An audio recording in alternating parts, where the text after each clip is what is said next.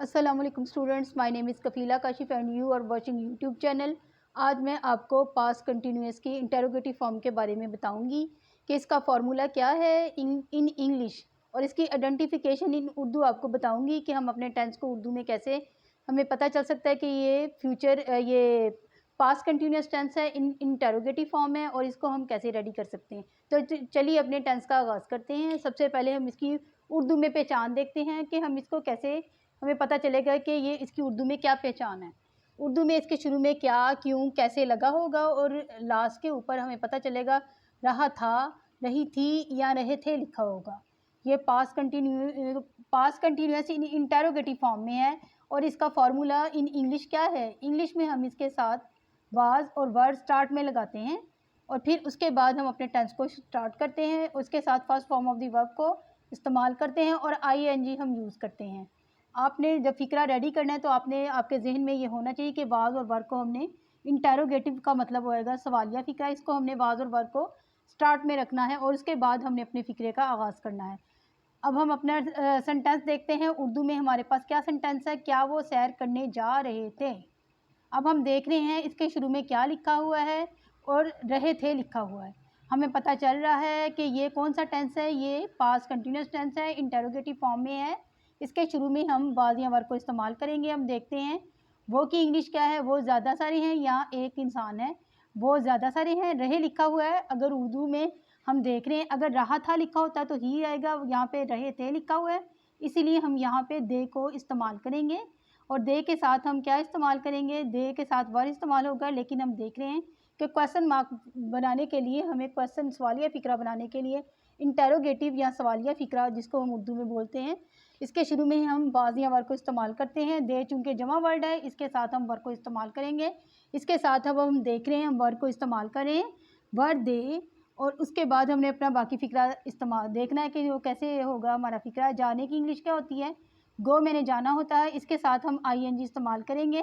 सैर करने की इंग्लिश होती है पिकनिक, ठीक है, फॉर पिकनिक।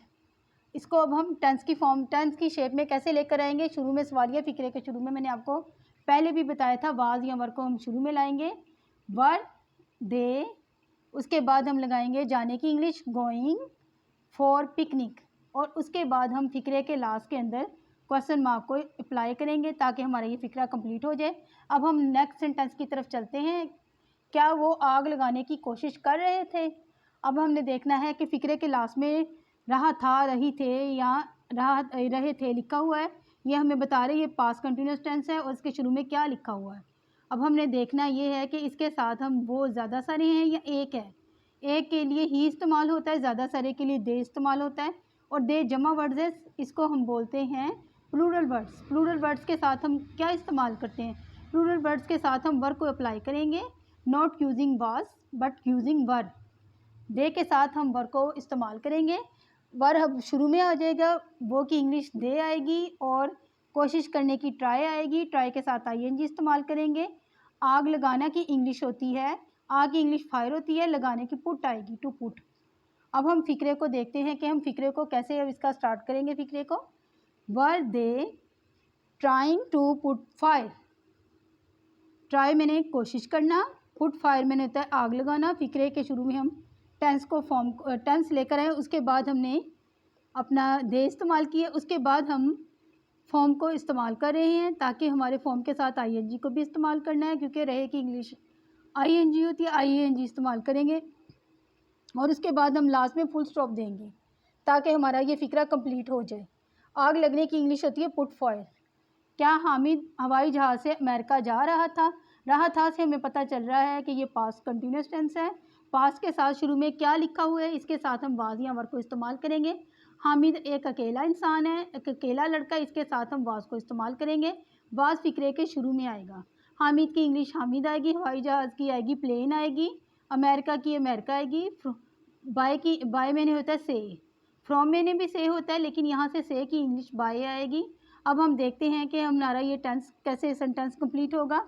इसके शुरू में हम वाज लेकर आएंगे, वाज हामिद। अच्छा, मैं आपको एक और बात बताती चलूँ कि कोई भी इंसान, दरियाओं, समंदरों और इंसानों के नाम हमेशा कैपिटल वर्ड्स में डालने हैं। H आपने बड़ा डालना है। किसी लड़के लड़की, किसी किताब का नाम किसी दरिया का नाम, किसी मुल्क का नाम, किसी शहर का नाम हमेशा कैपिटल लेटर्स में डालते हैं। हामिद मैंने एच इसका बड़ा है, बाकी स्पेलिंग छोटे आएंगे। Was Hamid going America by plane. से की इंग्लिश क्या आएगी? बाय आएगी। और हवाई जहाज़ की इंग्लिश कैसे है, क्या आएगी? प्लेन आएगी। और अमेरिका के स्पेलिंग क्या है?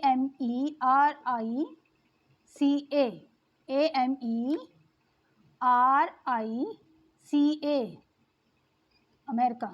उसके बाद हम देख रहे हैं लास्ट में हम फुल स्टॉप को अप्लाई करेंगे ताकि हमारा ये फ़िक्रा कंप्लीट हो जाए। अब हम देख रहे हैं हमारा नेक्स्ट सेंटेंस क्या है। क्या तुम यूट्यूब से पैसे कमा रहे थे? हमें पता चल रहा है ये पास्ट कंटिन्यूअस है। और क्या हमें पता चल रहा है कि ये इसका इंटरोगेटिव सेंटेंस है। अब हम इसके शुरू में आप देख रहे हैं तुम की इंग्लिश क्या होती है? यू होती है। यूट्यूब की यूट्यूब आएगी, पैसे की आएगी मनी आएगी, कमाने की इंग्लिश मेक आएगी, मेक के साथ हम ING लगाएंगे। अर्निंग भी आ सकती है, मेकिंग भी आ सकती है। एक आप उर्दू का एक वर्ड ले लें, उसके कई तरह की इंग्लिश बना सकते हैं। कमाने की इंग्लिश अर्निंग, अर्न भी हो सकती है और मेक भी हो सकती है। अब आपकी अपनी मर्ज़ी है, दोनों ही वर्ड्स ठीक है।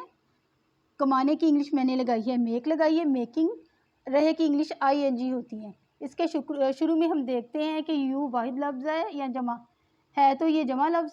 इसके साथ हम देखते हैं यू के साथ अब हम देखते हैं कि वाज आएगा कि वार आएगा। इसके साथ आएगा was you making money from YouTube. Making मैंने आएगा कमाना, मनी मैंने पैसे, और फ्रॉम आएगा, फ्रॉम मैंने से, यूट्यूब मैंने यूट्यूब आएगा। इसके बाद हमने फुल स्टॉप को इस्तेमाल करना है। अब हमारा ये टेंस कंप्लीट हो गया है। अब हम नेक्स्ट मैं आपको समझाऊंगी फ्यूचर कंटिन्यूस टेंस। मेरा आज ये टेंस, ये मेरा पास्ट कंटिन्यूस टेंस अपने अख्ताम को पहुंचा, क्योंकि मैंने आपको इसको इंटेरोगेटिव भी बता दिया है और नेगेटिव सेंटेंस फॉर्म में भी बता दिया है। अब नेक्स्ट सेंटेंस मेरा होगा फ्यूचर कंटिन्यूस टेंस। तब तक अगर आपको मेरी वीडियो पसंद आई है, इसको लाइक कीजिए, शेयर कीजिए और मेरे चैनल को सब्सक्राइब कीजिए। तब तक अल्लाह हाफ़िज़। नेक्स्ट